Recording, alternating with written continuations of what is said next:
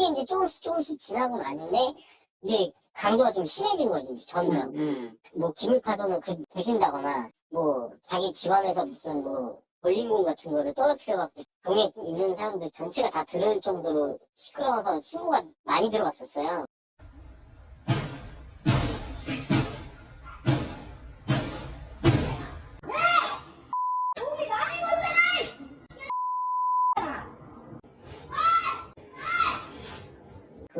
편의점이 있는데 편의점 앞에서도 싸움이 몇 번 났다고 얘기를 하더라고요.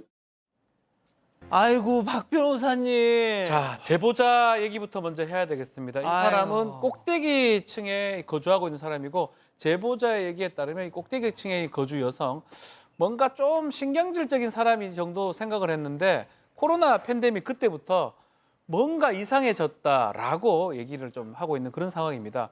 원래 층간소음 문제가 계속 있었던 것 같은데요. 통상 층간소음은 밑에 집이 위에 집한테 항의하는 구조여야 그렇죠. 되는데 이 사람 꼭대기에 살잖아요. 네. 이 꼭대기 여성이 아랫집에 층간소음 난다면서 괴롭다면서 싸움을 걸기 시작했다라고 합니다. 와우. 급기야는 꼭대기에서 아랫집으로 찾아가서 다짜고짜 문을 열고 소리도 지르고 머리채를 잡고 발로 차고 폭행을 했다고 하고요. 당연히 머리채 잡힌 발로 차고 때리고 올라가고 뭐 이랬는데 머리채 잡힌 아랫집 주민도 이 여성 머리를 잡고 대응을 했던 적이 있다고 합니다. 결국 이 일이 쌍방폭행으로 마무리됐다고 합니다. 자, 제보자분 얘기를 직접 들어보셔야 될 것 같습니다. 들어보시죠. 그게 이제 조금씩 지나고 났는데, 이게 강도가 좀 심해진 거지, 이제 점점. 뭐, 기물파도는 부신다거나, 뭐, 자기 집안에서 무슨 뭐, 볼링공 같은 거를 떨어뜨려갖고, 동에 있는 사람들 전체가 다 들을 정도로 시끄러워서 신고가 많이 들어갔었어요.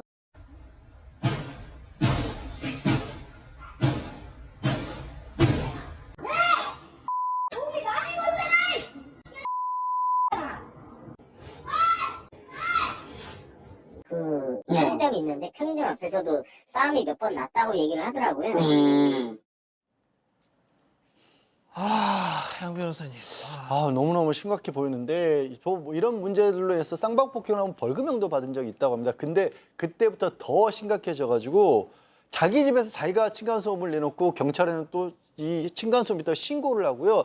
좀 전에 영상에서 보셨지만 막 자전거를 집어 던지고 문을 발로 차고요. 심지어는 집 안에서 볼링공을 떨어뜨려서 뭐 아래층은 물론이고 건물 전체에 들릴 정도의 소음을 내고 지나가는 사람들은 창문 열고 미친 뭐 죽고 싶냐 뭐 어떻게 막 고래고래 소리 지르고 욕설하는 바람에 지나던 애들은 얼마나 놀랬겠어요. 저게 지금 대낮에 저렇게 소리를 지르는 모습입니다.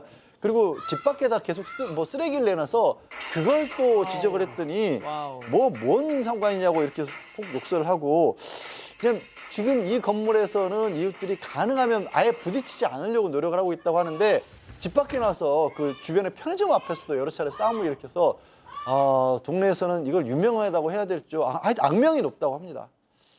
자, 하지만 여기까지는 맛보기에 불과했습니다. 지금부터가 중요합니다. 체크포인트 짚어보죠. 싹둑. 자, 이어서 들어보시죠.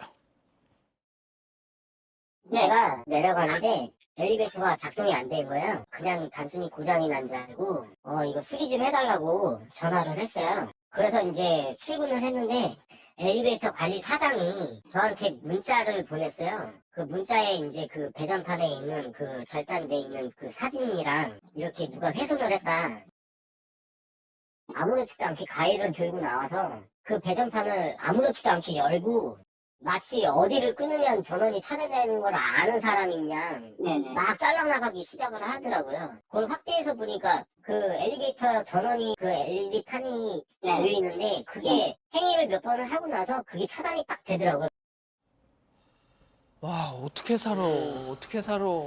얼마나 더웠겠습니까, 입주민들이.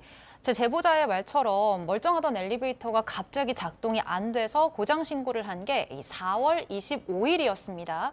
다음 날 관리자에게 연락을 받았는데 관리자가 엘리베이터 배전함 내부 전선이 끊어진 사진을 보내주면서 누군가 엘리베이터를 훼손했으니까 경찰에 신고를 하셔라라고 말을 해줬습니다. 입주민들은 꼭대기층 여성을 범인으로 생각을 하긴 했지만 물증도 없고 이 경찰이 지문과 DNA를 채취해가긴 했어도 CCTV 영상 같은 정확한 증거가 없어서 끝내 범인을 잡지는 못했습니다.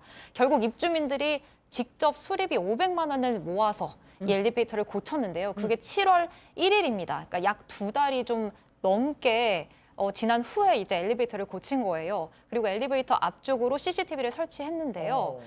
다음 날 또 고장이 납니다. 역시나 범인은 꼭대기층 여성이었고요.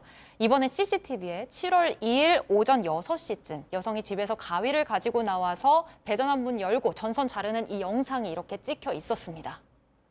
수백만 원 들여서 겨우겨우 고쳐놨더니 저렇게 딱 또 고장을 내더라. 그렇습니다. 참다 못한 제보자는 경찰에 신고를 하고요. 시사 프로에서 가장 유명한 JTBC 사건 반장이 제보를 했습니다. 제보를 했는데요. 그 황당한 건 뭐냐면 사건 반장이 제보를 하고 오전 11시쯤에 제작진하고 지금 대화를 통화하는 중인데 이 여성이 나오더니 또 엘리베이터에 가서 배전함을 열고 가위로 더 짧게 싹둑싹둑 확실하게 심하게 훼손을 했던 겁니다. 제보하고 있는 와중에 리얼타임으로. 네, 그렇죠. 아주 제대로 했는데 그러다 보니까 주민 같은 경우에는 엘리베이터를 못 타니까 계단을 걸어서 이용하는 고통이 생겼고요. 그리고 근데 이 이유가 있습니다. 이 여성이 엘리베이터를 그렇게 훼손한 이유가 자기는 엘리베이터하고 CCTV에서 고주파가 나온다는 거예요. 고주파가 나왔기 때문에 자기를 괴롭히고 죽일 것 같다. 이런 생각도 있고 또 예전에 보게 되면 아마 환청이 들린다고 그런 말도 했을 뿐만 아니라 아까 말한 대로 아래층하고 싸웠지 않습니까? 층간 문제로 참 말도 안 되는 거 싸웠어요. 그러다 보니까 이 여성이 정신적으로 문제가 있는 것 같다고 보여집니다. 박 변호사님, 예. 저희한테 제보해 주시는 분들 정말 많으신데 몇몇 분들 중에 지금 도청당하고 있다. 그런 분도 아, 좀 있죠. 주파수를 보낸다. 예. 해킹당한다. 자, 이게 지금 당일이거든요. 당일 저런 사고를 하고 있으니까 11시 40분 정도에 경찰이 출동을 했다고 합니다. 다만 여성이 문을 안 열어줘서 결국은 들어갈 수 없었는데 그 초등학교 아이가 여성의 아이가 하교에서 들어갈 때 그럴 때 같이 들어가서 지금 여성을 지금 아이가 있구나. 체포한 그런 상황입니다. 그래서 결국 4월 달에 엘리베이터 훼손했던 거 또 이번에 훼손했던 거 합쳐서 손괴인데 계속 반복되고 있거든요. 구속영장을 신청할 계획인데 일단 현재 이 정신적 문제로 강제 입원된 상태인데요. 저기가 사실 꼭대기입니다. 엘리베이터 누가 제일 많이 씁니까? 누가 제일 많이 쓰냐면 맞아. 제일 위에서 제일 많이 쓰거든요. 어. 본인도 고장 나면 큰 불편이 날 걸 알면서도 이렇게 하는 걸 봤을 때는 정신적으로 좀 문제가 있는 게 아니냐. 그래서 지금 입원된 그런 상황입니다. 자, 지금 현재 이 시각은 지금 병원에 입원한 상태이긴 한데 강제 입원 얼마 못 있잖아요. 그러게요. 제대로 치료를 해야 되는 상황이 아닐까 싶습니다. 입주민들도 지금 상황이 계속 안 좋아졌었고 아까 보신 것처럼 엘리베이터 고장내고 반나절 만에 또 고장내는 그런 상황이라서 어디까지 이 상황이 심각해질지 걱정이고 제작진이 이 입주민들에게 연락을 해서 뭐가 걱정이냐고 물어봤더니 사건 반장에 가끔 그런 경우 나오잖아요. 방화. 상상도 하기 싫지만 혹시 그런 일까지 저지를까 봐 걱정을 하고 앙심을 있다고. 품고. 예.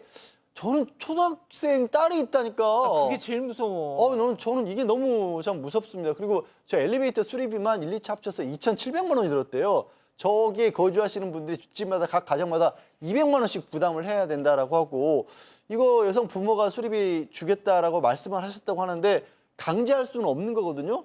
근데 강제로 안 하면 미성년자는 아니기 때문에 결국 저 여성을 상대로 소송을 해야 되는데 지금 상태에서 뭐 손해배상 소송을 한다는 게 무슨 의미가 있을지 참 어쨌든 그 부모님을 통해서라도 제대로 치료를 받을 수 있게끔 해야 될 것 같습니다.